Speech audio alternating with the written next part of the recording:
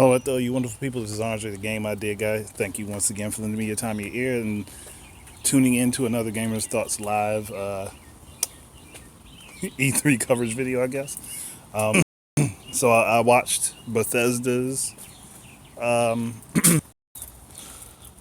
press conference. I guess that's what you could call it. Crap, I almost lost balance there. I watched Bethesda's conference, and while I wasn't wowed, it I guess you could say I was kind of indifferent to it. It was okay. It was all right. It wasn't bad. It was.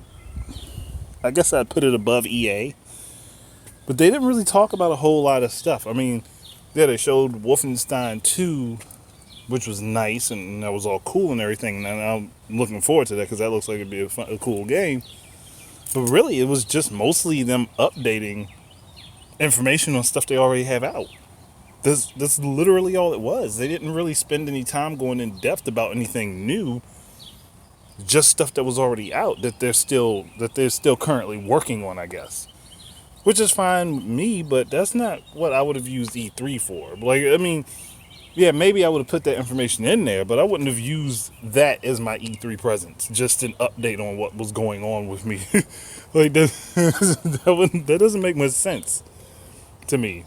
Like, it just doesn't really make a whole lot of sense to me. And the reason I'm outside is just because I wanted to get out of the house for a second and maybe breathe some fresh air after that happened.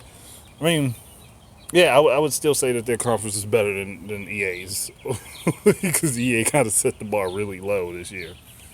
But when I think about it, it was like they didn't really do a whole lot. They didn't really say a whole lot. They didn't really give out too much information. But like it's basically just updates to games that are currently out and maybe two new games, which is Wolfenstein and I can't remember what the other new one was.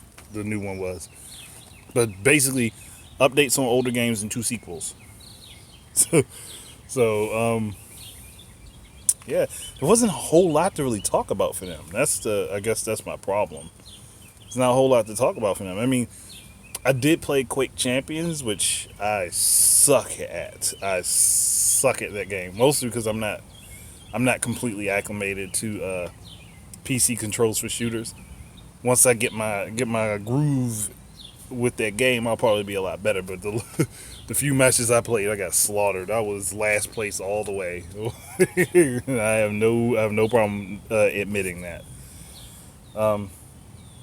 But yeah, that's really it. Well, and they don't have a whole lot announced. They really don't. And like in the few things that they do have coming out this year that are actually going to happen, they're literally all this year. It's nothing to look forward to for next year or anything like that. Which I swear, I remember one year Nintendo caught hell for that. But I digress. Um, Speaking of Nintendo, the only game that Bethesda has coming to Nintendo is basically the remastered version of Skyrim. And if people keep denying that it's the remastered version, there's something wrong with them. That is the remastered version of that game. But they want to keep denying it for some reason. Like, you can look at it and tell it's the remastered version. Only thing I would say to Bethesda, like, if you're going to put Skyrim out on the Switch, why don't y'all put Doom out on the Switch? And go ahead and put out,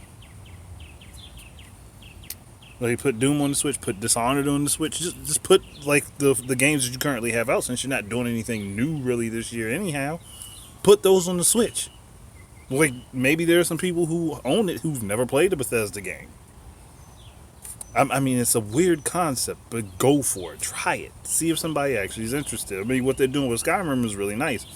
Where you have all the motion controls and everything implemented, and you can,